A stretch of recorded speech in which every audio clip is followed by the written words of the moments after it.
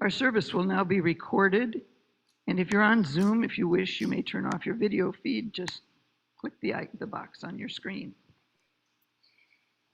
I am truly excited to welcome Reverend Jack Donovan back to Rock Tavern. Jack, perhaps one day you'll be able to be here in person. I would love that. Jack's credentials include, but are not limited to, being a Unitarian Universalist minister, which is how I met him in St. Petersburg, Florida.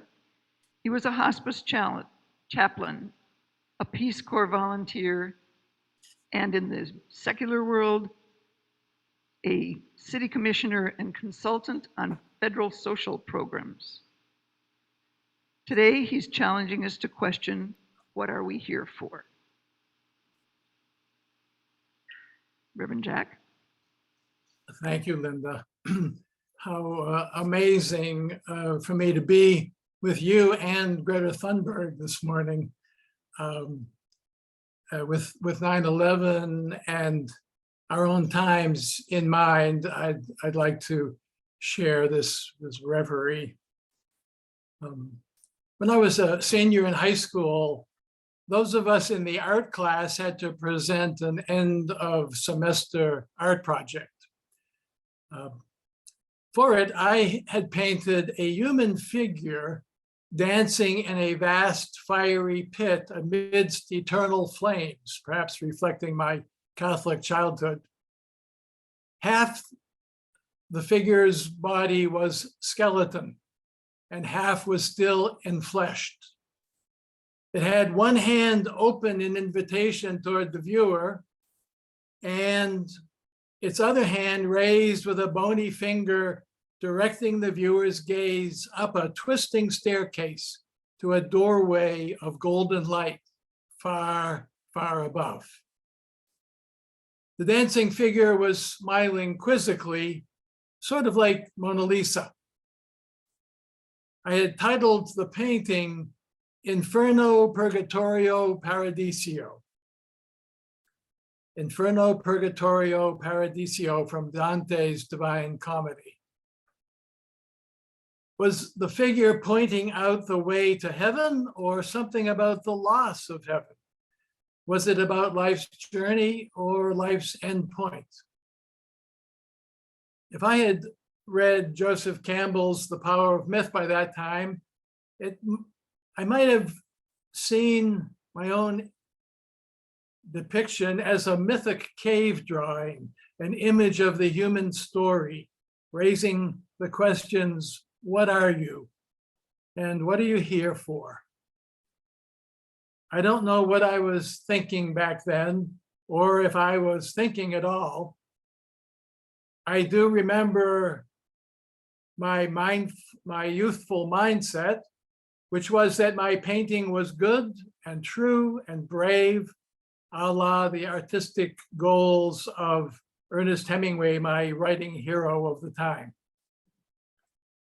And I do remember the dark expression of the art teacher's face when he saw my painting, indicating that he did not like it at all. Was it just a yucky painting, or did it raise some troubling existential question for him? I never learned. One of my favorite science fiction novels is This Is the Way the World Ends by James Morrow, published in 1986. It tells of when American and Russian political and military leaders miscalculate their nuclear strategies and destroy all human life with the exception of 4 American defense strategists, a famous end times fundamentalist preacher, and a man named George Paxton, the tombstone engraver in his small Vermont town, and the Unitarians. In the final days of global death, these 6 are put on trial. The strategists and the preacher for crimes against humanity, and George for complicity, for having done nothing to stop the crimes. The trial is attended by a tribunal of judges and billions of spectators, all of whom are the spirits of people who would have been born and lived if not for the global extinction. Each is aware of the wonders of life that they might have experienced if only. They call themselves the unadmitted because their forerunners' choices meant they were not admitted into being and into life. During the trial, the fundamentalist preacher tries to distract from his own guilt by asking George if he is saved. George just answers, "I'm a Unitarian." The preacher says, "I'll pray for you." And George says, "I appreciate that." And he does. He had always liked the Sermon on the Mount, and he thought Job had some good and memorable parts. And when he says so, one of the defense strategists growls, "I thought you were a Unitarian." But one of the unadmitted spirits cuts in saying, "Unitarians don't hate Jews, don't hate Muslims. They are proud of everybody." As the trial goes on, an old woman of ghostly aspect begins to visit George and ask him questions, for she seems to want an epitaph for her parents, who had been born and lived, but died as children in the global death. She asks what he had inscribed on his parents' gravestones. "Nothing," says George. "Names, dates. I'm a Unitarian." "But," asks the old spirit, "what should the gravestone have said about your mother?" "I don't know," answered George.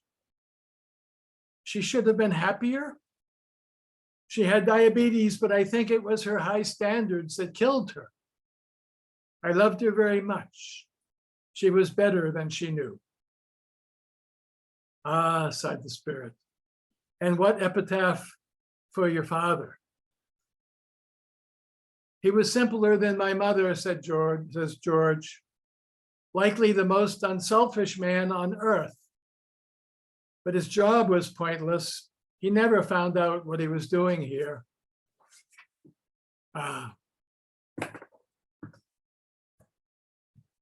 During the trial, it becomes evident that George was not complicit in the apocalyptic crimes against humanity of the military, industrial, political, religious complex. To the contrary, he had been made to appear complicit by the guilty parties themselves, who were willing to take him into shame and oblivion with them. But the unadmitted people were aware that George's character and life had been consistently life-affirming. He had dared to live with integrity for the well-being of all. But the wealthy, powerful complex had proved to be life's overwhelming influence. So the unadmitted then arranged George's safe escape from the trial. So in a small part, Greta Thunberg had part of things wrong. A substantial part of George's generation and those before had sought the well-being of all beings wholeheartedly, as best their understanding allowed.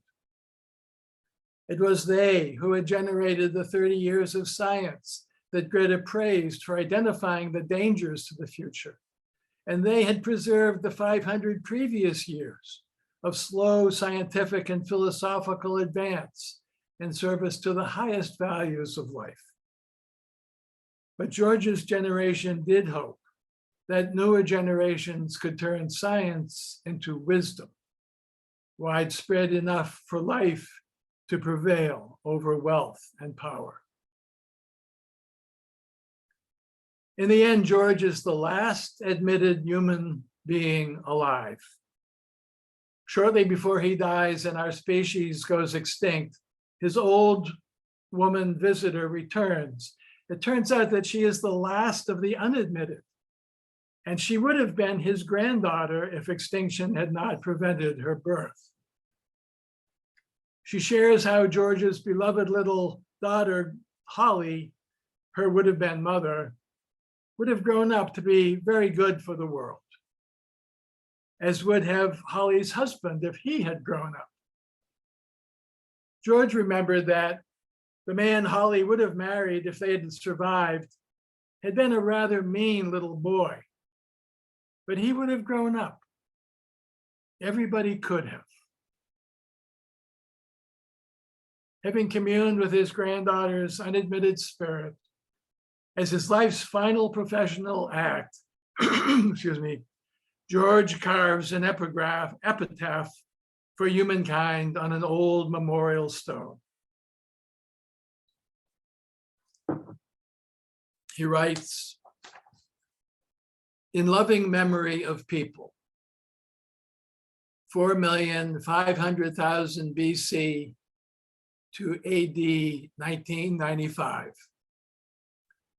They were better than they knew. They never found out what they were doing here.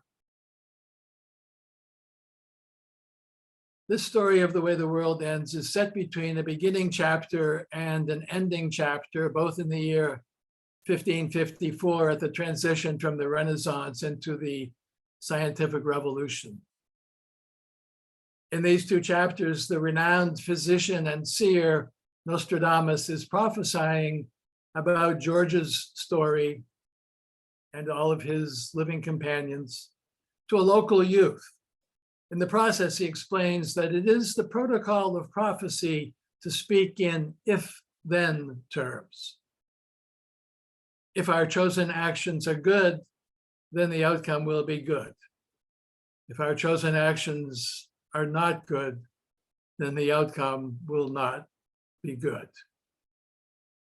You could say it's a matter of how we use the energy within us, each of us, the creative energy of existence, whose process, if I may talk physics a bit poetically, is to flow through the time and space of the universe, constituting and empowering all evolving entities, all forms, all beings. Ancients, mystics, poets, and theologians called that energy of the universe chi, or dharma, chesed, formlessness, grace, spirit, power. They did their best to write about its way as a guide for humankind.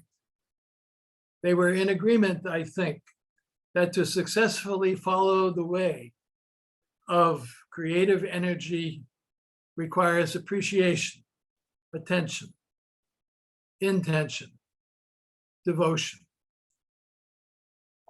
all of which are studies for another day.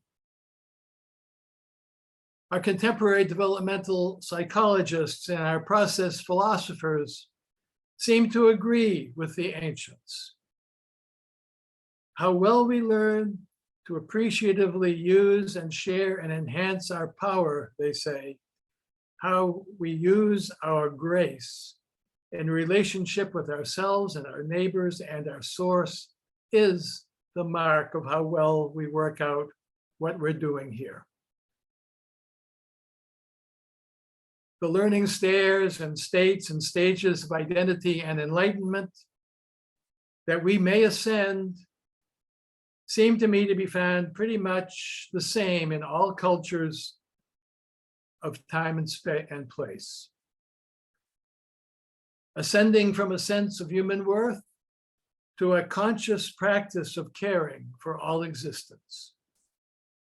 Each culture at its best offering its description of the truth, the way, and the life that we could, at our best, all be here for. To understand those stages of potential growth and learn how to fulfill them, I think, is our existential challenge. and the opportunity of a lifetime. What we are here for. My high school art teacher seemed irritated by my painting, but I think he and I missed a learning moment that day long ago to simply ask one another, what do you see in this creation? What do you hear? What do you feel? What could it mean about who we are and why we are here? I think the teacher might have been okay with the painting if I'd been precocious and seeing enough to say that maybe that image was trying to symbolize our innate, enduring human potential for heaven on earth. And that the figure was singing as it danced, "Go, human being, climb and go. From inferno to paradiso, you are better than you know. You're here to discover how wonderful you are and how wonderfully you can grow." Not exactly Dante, but I have hope that all humankind yet might see. Thank you all for being here together. Time now, I think, for you to share your views about what we're here for, your thoughts or feelings.